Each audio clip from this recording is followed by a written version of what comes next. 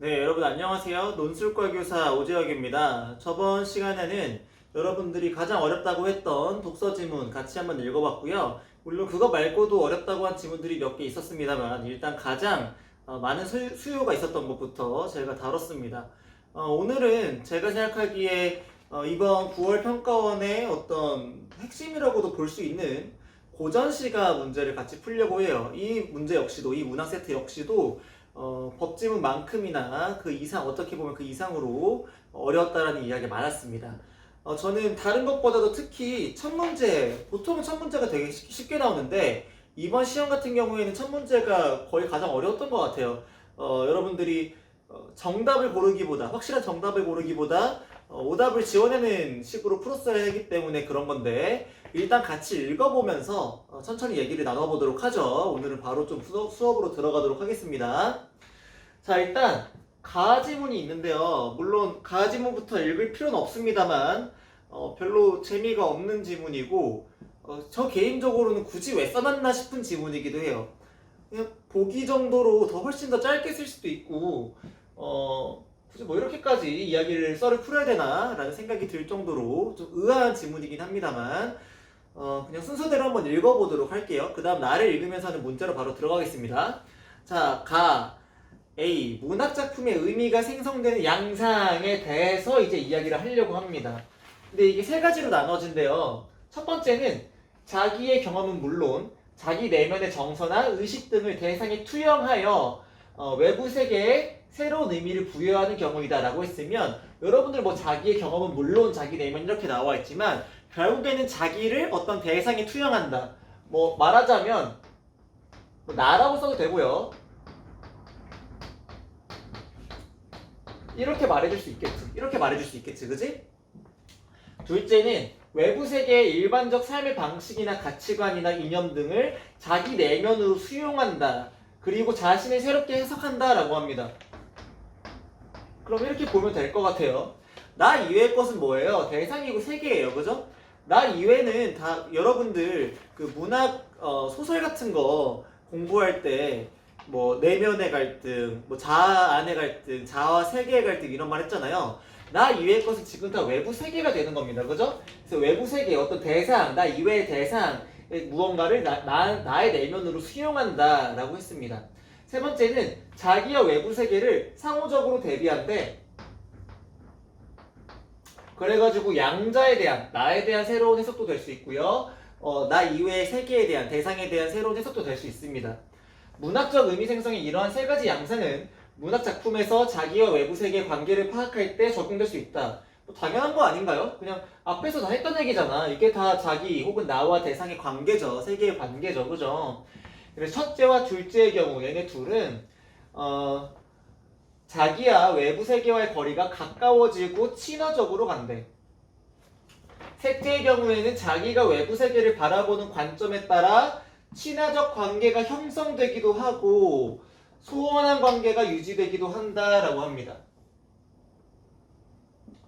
뭐 하나만한 이야기처럼 들리는데요. 일단 얘 같은 경우에는 두 개를 상호적으로 대비한다고 했을 뿐이지 무조건적으로 소원한 관계로 가는 건 아니다. 얘를 부정적으로 바라보는 건 아니다 정도만 여러분이 잡아가면 되는 것 같고 어쨌든 다 관계 관련된 거고 얘네 둘은 친화적인 것만 간다. 얘는 친화적이거나 소원한 관계 쪽으로 간다라고 했다면 이 부분에서 문제가 조금 더 잘 형성될 수 있지 않을까 정도는 우리가 생각할 수가 있을 것 같아요. 그죠? 이 정도로 간단하게 읽어두고 넘어가도록 하겠습니다. 괜히 여기서 많은 시간이 썼다면 여러분들이 풀이에 조금 더 어려움을 느꼈을 거예요. 좀 애를 먹었을 거예요. 가에서 너무 많은 시간이 썼다면. 그죠? 자, 그 다음 이제 문제시 될 수 있는 나를 읽으면서는 바로 38번 문제로 들어갈게요. 나를 읽고 나서는. 자, 제가 항상 여러분들한테 이야기하는 것 중에 하나가 고전시가 혹은 현대시 뭐 이런 시가문학 같은 걸 읽을 때 시문학, 문문문학을 읽을 때에는 좀 나 혹은 화자를 체크해 줘야 되고 걔가 긍정적으로 여기는 가치에는 동그라미를 쳐줄 수 있어야 돼. 그리고 걔가 조금 꼭 부정이라고 볼 수는 없겠지만 부정적으로 볼 수 있는 여지가 있으면 X를 쳐줄 수 있어요. 이런 식으로만 읽어줘도 어느 정도의 시가 독해는 다 완료가 된다라는 거고요. 물론 문제에 따라서 단순하게 동그라미 X만 가지고 풀기 어려운 경우도 분명 있긴 합니다. 분명 있긴 합니다만 일단 이 정도 독해를 1차적으로 해주면 웬만큼은 다 읽어냈다. 여러분들이 정확하게 해석은 못해도 해독은 못해도 해석 정도는 아주 얕은 차원의 해석 정도는 할 수 있다. 1차적으로는 다 독해가 완료된 거다 라고 본다는 겁니다. 자, 1수부터 볼게요. 산수간 일단 윤선도의 만흥이고요. 일단 만흥이라는 것에 대한 배경 지식이 없다고 가정을 하고 한번 일단 읽어볼게요. 자, 제 1수입니다. 산수간 바위 아래 띠집을 짓노라 하니 그 모른 남들은 웃는다 한다마난 어리고 향함의 뜻에는 내 분인가 하노라 라고 됐습니다. 자, 일단 여러분들 만음이라는 것에 대해서 알아도 그렇고 몰라도 고전 시가에서 웬만하면 긍정적으로 봐주는 가치. 첫 번째로 제시할 수 있는 게 뭐예요? 당연히 자연이죠. 두 번째로 제시할 수 있는 거는 임금이야. 그지? 이 정도 두 개는 무조건적으로 동그라미를 쳐줄 수 있다고 봐도 무방하긴 한데 산수라고 하면 어떤 자연을 뜻하는 거잖아요. 그러니까 동그라미 쳐줄 수 있을 거야. 산수간 바위 아래 띠집을 짓노라 하는데 그 모른 동그라미를 모르는 남들이에요. 걔네들은 막 웃는다고 깔깔깔 웃는다고 그지? 그럼 얘네들은 X로 가줄 수 있겠지. 어리석은 사람의 뜻에는 내 본인가 하노라 라고 돼 있잖아. 화자가 산수간 바위 아래 있는 걸 나의 분수에 맞다고 여기고 있어요. 그러면 얘네는 동그라미로 가줄 수 있겠지. 그지?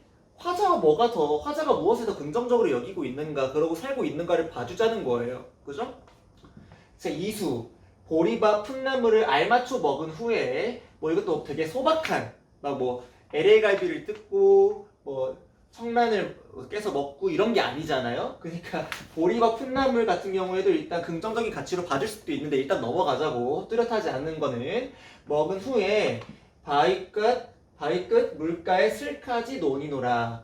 바위끝 물가에서 실컷 놀아요. 노는데 자연에서 노는 거니까 좋다고 봐줄 수가 있겠고, 그 남은 여남은 일이야 부러울 줄이 있으랴.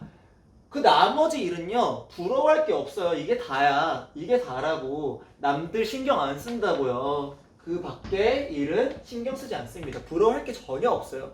그죠? 행복하지 않을 이유가 없는 거지 지금 이 공간에서 살면서. 그지?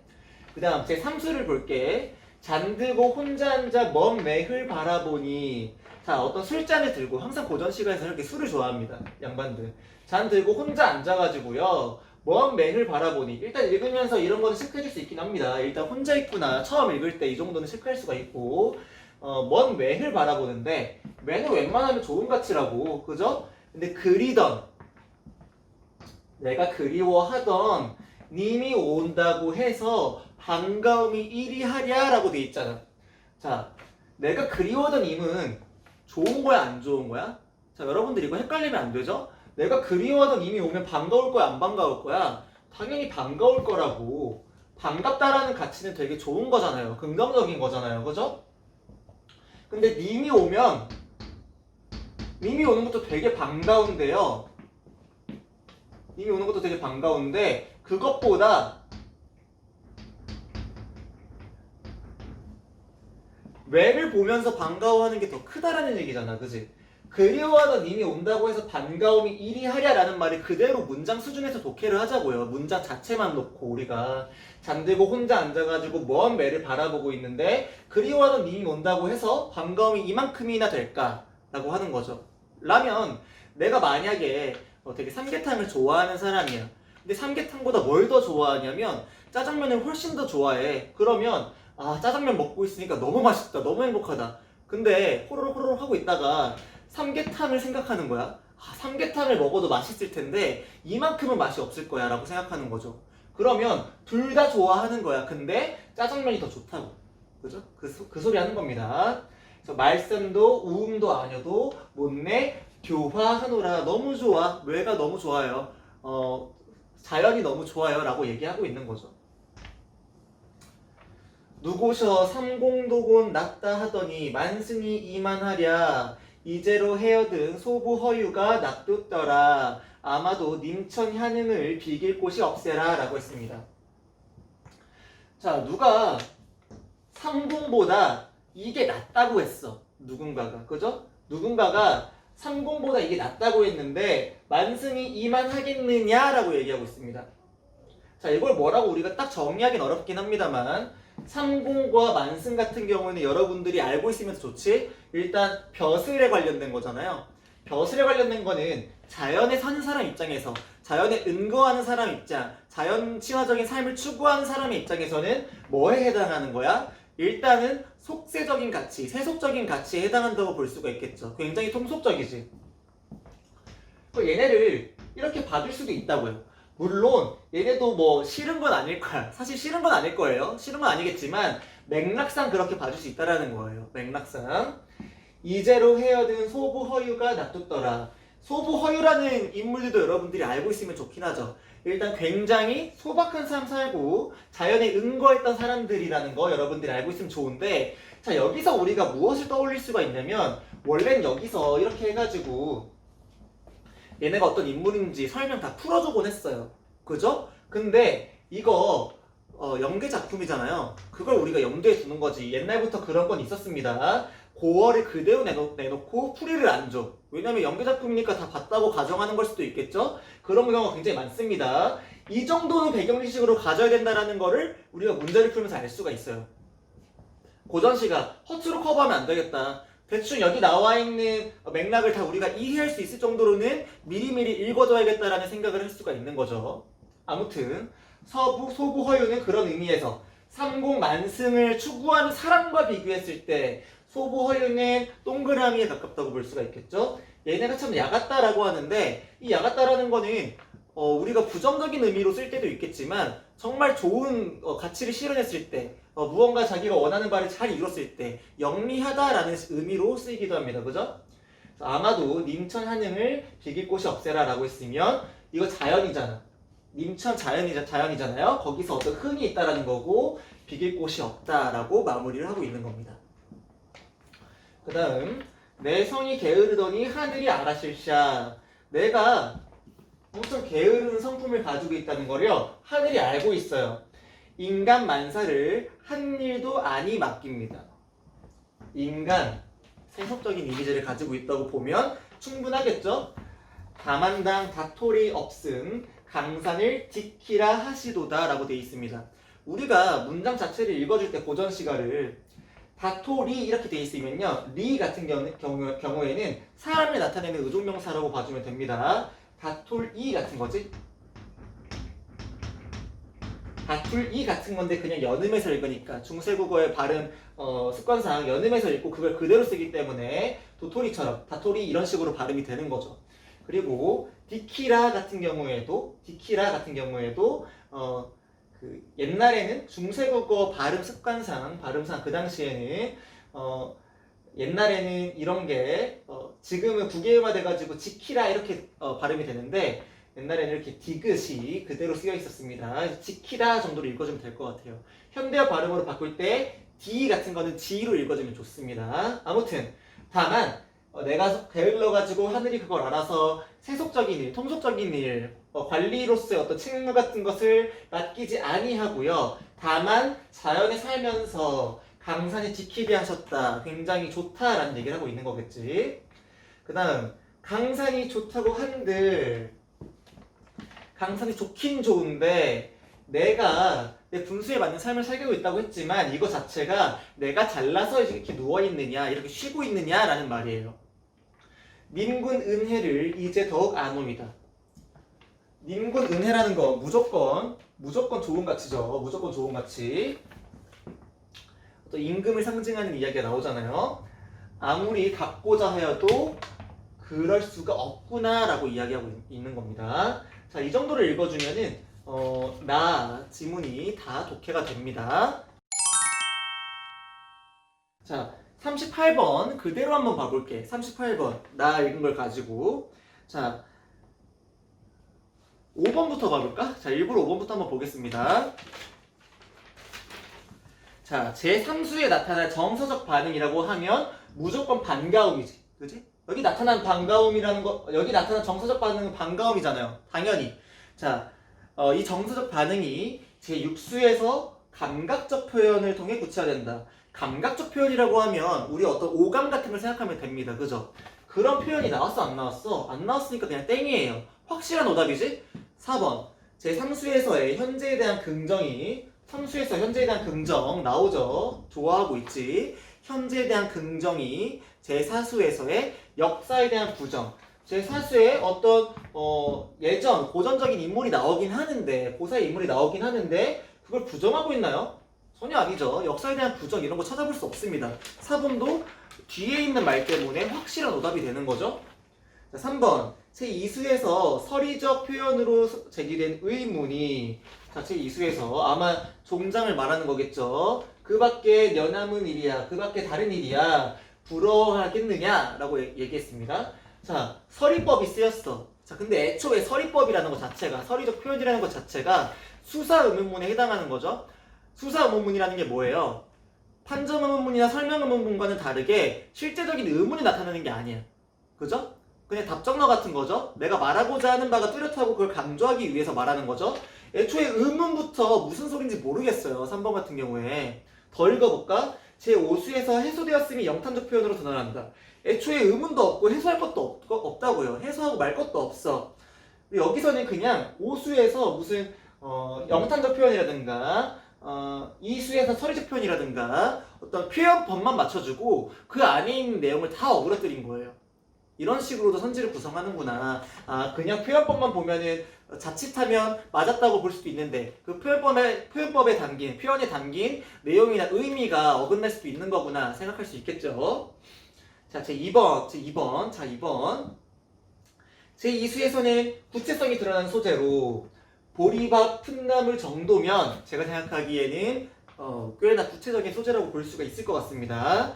그 다음 제3수에서는 추상성이 강화된 소재로 자 무슨 말일까? 추상성이 강화된 소재라는 게 무슨 말인지 일단 문장 자체가 굉장히 좀 특이하긴 한데 잔 들고 혼자 앉아있다고 하죠. 잔이라는 것 자체가 추상적인 사물이 아니죠. 그죠? 사물 자체가 추상적일 수도 없고요. 잔을 들고 있는 모습에서는 구체적인 사물로 시작한다고 하는 게 맞는 거겠죠. 시상은 둘 다 구체적인 사물로 시작한다. 시상이 시작된다 라고 보는 게 알맞을 것 같습니다. 자, 남은 게 1번인데요. 1번도 고르기가 굉장히 어려워요. 1번을 고르기가 생각보다 어려워요. 자, 1번 볼까? 제1수에서는 경험적 성격과 연결된 공간으로부터 시상이 전개된다 라고 했습니다. 그럼 뭐뭐로부터 전개된다 라고 했으니까 초장 쪽을 봐주면 될 것 같아요. 그죠? 뭐라고 했냐면 산수간 바위 아래 뛰집을 짓노라 하니 라고 돼 있잖아. 산수에서 그쳤으면 좀 틀렸다고 볼 수도 있겠는데 산수간 바위 아래에다가 그 바위 아래에서 뛰집을 짓고 있어요. 굉장히 내가 짓고 있는 행위가 나오니까 그죠? 화자의 행위가 나오고 있기 때문에 굉장히 경험적 성격이 크죠? 경험적 성격이 크죠? 자, 그 다음 제6수를 봐주자는 건데 제6수에서는 관념적 성격과 연결된 공간으로부터 시상이 전개된다 라고 했습니다. 자, 생각을 해보자. 여기에 나온 거는 강산이에요. 강산이 끝이야.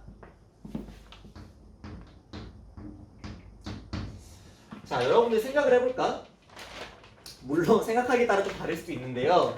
제1수 같은 경우에는 산수간 바위 아래에서 뛰집을 짓고 있는 행위를 구체적으로 우리가 연상할 수가 있는데 강산에 누워있는 거 강산이라고만 해버리니까 이게 이상해지는 거예요. 예를 들어서 만약에 뛰집에 누워있다라고 한다든가 어떤 너른 벌판 위에 누워있다고 한다든가 어떤 구체적인 지명이 나온다든가 하는 식으로 여기서 시상을 전개했으면 관념적 성격이라고 보기가 어려웠을 겁니다. 하지만 우리가 상대적으로 비교적으로 생각을 해보자고요. 제1수에서는 뛰집이라는 뛰집을 짓는 구체적인 행위가 나왔고 여기에서는 강산에서 그냥 공간이 머물러 버렸어. 그죠? 공간이 머물러 버렸어요. 그래서 관념적 성격과 연결된 공간이라고 했다는 건 뭐냐면 강산 자체가 자연을 뜻하는 뜻일 뿐이지 자연 위에 내가 누워있다라고 할 뿐이지 이거 자체가 구체적인 어떤 그 행위가 드러나는 공간으로서의 의미는 없다라는 거죠. 자, 생각을 해보자고요. 제가 어떤 자연 속에서 바위 아래에서 어떤 띨집을 짓는 상상, 어떤 초가집 같은 걸 짓는 상상을 여러분들이 해보시고, 그 다음 강산 위에 제가 누워있는, 다시 말해볼까? 자연 위에 내가 누워있는 걸 상상해보자고요. 자, 띨집을 짓는 그 모습은 여러분들 300명이 생각했을 때, 400명이 생각했을 때 어느 정도 공통된 부분이 많이 있을 거예요. 조금 더 구체적으로 보일 거예요. 나의 경험이라는 것 자체가. 근데 그냥 자연 위에 누워있다고 하면은 자연을 특정하기가 어렵지? 그냥 굉장히 조금 추상성이 강하죠? 그게 관념적이라는 말과 같은 거죠? 이런 식으로 제 1수와 제 6수를 대놓고 비교했을 때 답이 될 수 있는 거. 그러니까 조금 더 경험적인 거는 제 1수에 해당하는 거고 조금 더 관념적인 거는 제 6수에 해당한다고 봐주면 되는 겁니다.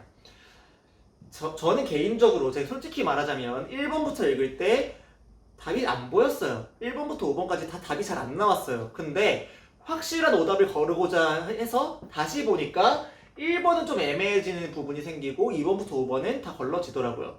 확실한 오답을 쳐내고 나니까 답이 나왔다. 여러분들이 적절한 정답을 찾지 못했다면 가장 중요한 건 여러분들이 처음에 풀 때 1번부터 5번 중에 1번으로 바로 답이 나왔으면 제일 좋은 거고요.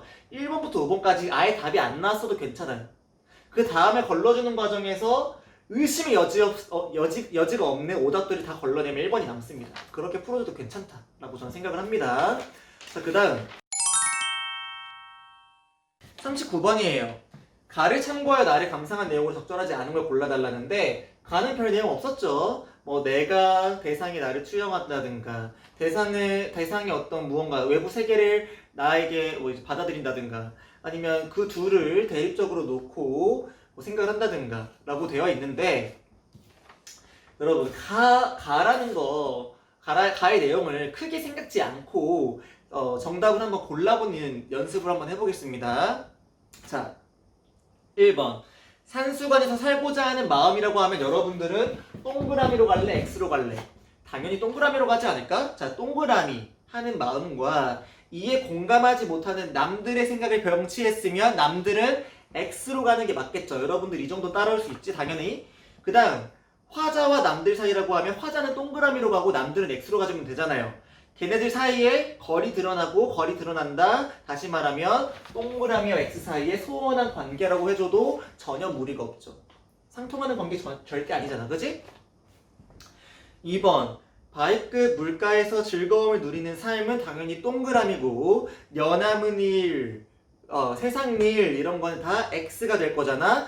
걔네들과 거리 두려는 화자 동그라미라고 해버리면 이 동그라미 X 사이에 소원한 관계 논리적으로 이해가 가는 거잖아. 그치? 3번 님에 대한 반가움 역시 이걸 X로 하면 안 된다라는 거예요. 이거 동그라미로 가져야지. 그치? 작은 동그라미 정도 되겠지.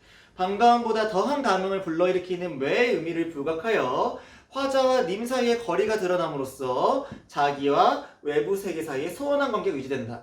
자, 그보다 더한 감흥을 불러일으키는 외니까 얘도 완전 동그라미예요. 이걸 부각하면서 화자와 님 사이에 어느 정도의 거리는 드러날 수가 있을 것 같긴 해요. 그건 가능할 것 같아요. 근데 내가 여기서 말하는 자기와 외부 세계 사이의 소원한 관계라고 하면 문장 독해를 해보면 나와 님을 말하는 걸 거 아니에요. 그 사이에서의 소원한 관계가 유지된다? 안 된다고. 동그라미끼리의 뭉치는 건데, 동그라미끼리 뭉치는 건데 나는 님을 좋게 생각하잖아. 님을 만나는 것도 반갑잖아. 내가 삼계탕, 짜장면 먹는 거 다 동그라미라고요. 그죠? 자, 말하자면 이렇게 됐을 때 소원한 관계라고 우리가 전제한다면 얘만을 말하는 3번 선택지는 소원한 관계라고 보는 게 무리가 있겠다. 이렇게 생각하면 될 것 같습니다. 정도의 차이라는 거죠.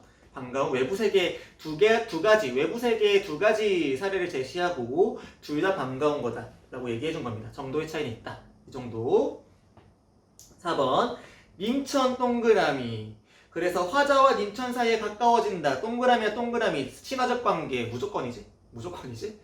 5번 님군의 은혜 덕분이다. 그래가지고 님군 사이의 거리가 가까워진다. 외부 세계 사이의 친화적 관계. 너무 맞죠? 그러니까 말하자면 39번에 1번, 2번은 이렇게 봐준 거고 4번부터 5번은 이렇게 봐준 겁니다. 이렇게 봐준 거예요. 그렇게 생각하면 될 것 같습니다. 오류가 나네? 오류가 나가지고 다 날아갔어요. 그리고 다행히 나에 관련된 문제를 다 풀었기 때문에 다행입니다. 다 풀고 나서 이게 갑자기 오류가 나가지고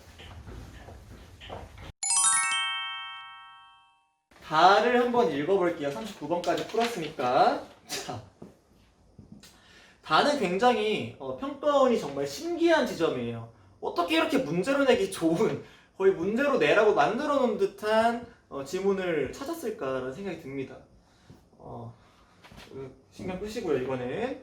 자, 읽어볼게요. 살림에 살면서 명리에 마음에 두는 것은 큰 부끄러움이다 라고 했습니다. 자, 그러면 우리 너무 익숙하잖아요. 이거 고전이잖아. 옛날 작품이잖아. 살림 당연히 좋은 걸 거야. 그지? 이건 좀 속세에 갇히겠죠? 이렇게 봐준다고 일단. 그죠? 이렇게 봐주는 거라고. 이게 큰 부끄러움이래요. 시정에 살면서 명리에 마음에 두는 것은 작은 부끄러움이래요. 살림에 살면서 은거에 마음에 두는 것은 큰 즐거움이고요. 시정에 살면서 은거에 마음을 두는 것은 작은 즐거움이다 라고 했습니다. 자, 이게 말하자면 이렇게 정리가 되는 거지. 자, 몸이 어디에 있는가, 마음을 어디에 두고 있는가를 따져본다는 거지. 몸이 산에 있을 때, 말하자면 대충 말하면 속세에 있을 때 마음을 산이라고 두는 것보다 뭐 자연 정도로 두겠습니다. 자연? 이렇게 볼게요. 어떻게 해도 상관없습니다. 대충 이렇게 좀 이분법적으로 생각을 하자고요. 이분법적으로. 자, 자연에 살면서 자연에 마음을 두는 거는 큰 즐거움이고요. 그리고 시정에 살면서, 그러니까 속세에 살면서 이거 제가 처음부터 다시 할게요. 살림에 살면서 명리에 마음을 두는 것은 큰 부끄러움이고, 시정에 살면서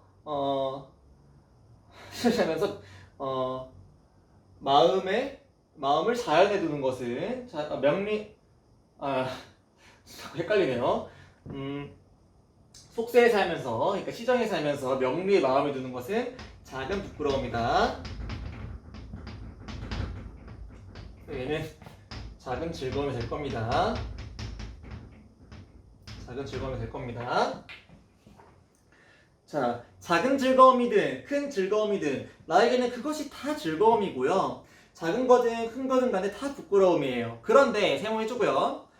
큰 부끄러움을 안고 사는 자는 100의 반이래. 그냥 대충 한번 써볼까? 큰 즐거움은 한 50쯤 되나봐. 50쯤 되나봐. 그리고 작은 부끄러움을 안고 사는 사람은 한 100 정도? 100 정도가 됩니다. 자꾸 이거 헷갈리네요. 자꾸 잘못 쓰고 있네요. 미안해요. 자, 큰 부끄러움이 50 정도 되고 작은 부끄러움이 100 정도 돼. 그 다음 큰 즐거움을 누리는 자는 100에 서너쯤 되고 한 3-4명쯤 되고요. 그 다음 작은 즐거움을 누리는 사람은 100에 하나 있거나 아주 없어요. 그래서 이 사람이 생각하기에는 가장 좋은 게 이게 제일 귀하대. 희귀하대. 그죠? 가장 높대요.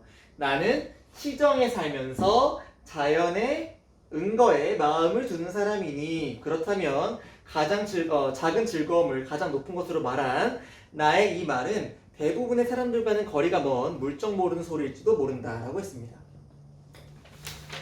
표를 그리면서 이제 칠판 보면서 그리려니까 자꾸 헷갈렸는데, 아무튼 이런 식으로 정리가 됩니다. 자, 40번 다를 이해한 내용을 적절하지 않은 것은, 또 5번부터 볼게. 5번 명리를 부끄러움. 명리 있으면 일단 부끄러워요. 그죠? 명리 있으면 은거를 즐거움에 대응시킨 것도 맞죠. 그래가지고 나는 은거의 가치를 명리의 가치보다 높이 두고 있음을 알 수 있습니다. 맞죠? 그러니까 말하자면 마음을 자연에 두고 있으면 내가 어디 살든 간에 마음 자체가 자연에 있으면 다 즐거운 거예요. 내가 어디 살든 간에 마음 자체가 속세를 따르고 있으면 다 부끄러운 거야. 그지? 그렇기 때문에 5번 알아줄 수가 있고요. 적절하다고 볼 수가 있고요. 4번 큰 부끄러움과 작은 즐거움은 어디에 사느냐와 어디에 마음을 두느냐가 서로 다르다. 큰 부끄러움과 작은 즐거움은 아예 다르죠? 그렇게 봐주면 됩니다. 좀 귀찮았을 것 같아요. 이거 문제 풀면서는 어렵진 않은데. 3번 살림을 사는 사람들 중에는 즐거움을 누리는 경우보다 부끄러움을 가진 경우가 더 많다. 살림을 사는 사람이니까 여기잖아. 자연에 사는 사람들 중에서는 즐거움을 누리는 사람보다 부끄러움을 느끼는 사람이 많죠? 비교해주면 됩니다. 그냥 귀찮은 문제죠. 2번 나는 어디에 사느냐와 어디에 마음에 두느냐를 고려하여 삶의 유형을 나눴잖아. 남은 거 뭐밖에 없어? 1번밖에 없어. 2번부터 5번이 너무나도 적절합니다. 대놓고 적절하기 때문에 답은 쉽게 1번을 고를 수가 있고요. 1번 부끄러움과 즐거움을 조화시킴으로써 더 나은 삶의 방식을 결정할 수 있다. 조화 없었어요. 그러니까 자연과 속세의 조화를 말하는 게 아니에요. 자연과 속세의 조화를 말한다고 하면 그럴싸하다고 말할 수도 있는데 여기서 말하고자 하는 거는 부끄러움과 즐거움의 조화잖아요. 이 둘은 아예 낙에 있었다고. 그렇지? 이해 가죠? 여러분들이 만약에 1번에 헷갈렸다면은 뭐야 자연하고 속세 같이 보잖아 라고 봐서 틀린 거고 잘못 본 거고 이 안에 어디에 살든 간에 어떤 걸 느끼는가 이 즐거움과 부끄러움은 섞이지 않는다. 이 딱 표를 보면 알 수 있죠. 그렇게 생각해 주면 될 것 같습니다. 답 1번 41번 기억과 니은에 대한 설명으로 가장 적절한 것은 기억은 보면 좋은데 만흥에서 제일수의 종장이죠. 어리고 캬함의 뜻에는 내 분인가노라. 어리다라는 거는 어리석다라는 말이잖아요. 그러니까 어리석은 사람으로서 이게 참 자연에 사는 게 내 분이야 라고 얘기하고 있어요. 자, 어떻게 생각할 수 있을까? 여기에 사는 거는 자연에 사는 거는 동그라미의 가치지? 동그라미의 가치를 추구하는 삶이 어리석다라고 얘기하고 있어요. 그죠? 어떤 느낌인지 감이 오나요? 다 같은 경우에도 먼저 뭐라고 했냐면 작은 즐거움을 느낄 줄 아는 게 엄청 귀하다고 했어요. 최고라고 했어. 완전 동그라미예요. 근데 니은에서 뭐라고 하냐면 내가 이렇게 작은 즐거움을 느끼는 게 문맥 파악해줘야죠. 작은 즐거움을 가장 높다고 말하는 거는 나의 이 말은 대부분의 사람들과는 좀 거리가 먼 참 물정 모르는 어리석은 생각일지도 모르겠다라고 얘기하고 있는 겁니다. 그죠? 그러니까 얘기하자면 뭔가 긍정적인 걸 말하는데 자신을 어리석다라든가 물정을 모른다든가 이런 식으로 표현하고 있는 거예요. 그죠? 자, 이걸 염두에 두고 선택지를 쭉 읽어보자. 1번부터. 자, 기억은 자신의 처지를 남의 일을 말하듯이 표현함으로써 자신의 문제를 회피하고 있다.